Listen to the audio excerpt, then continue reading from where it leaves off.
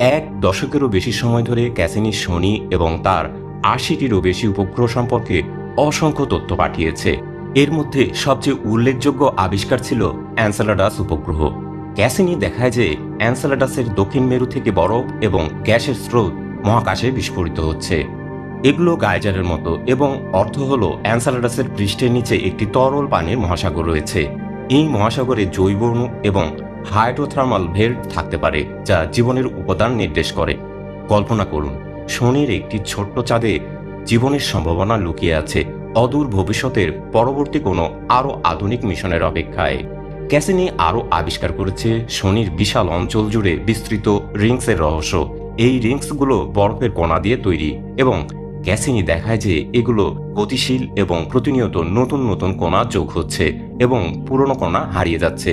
শনির বায়ুমণ্ডলের ঝড়, যেমন দানবীয় হ্যাক্সাগনাল স্টর্ম, ক্যাসিনির ক্যামেরায় ধরা পড়েছে।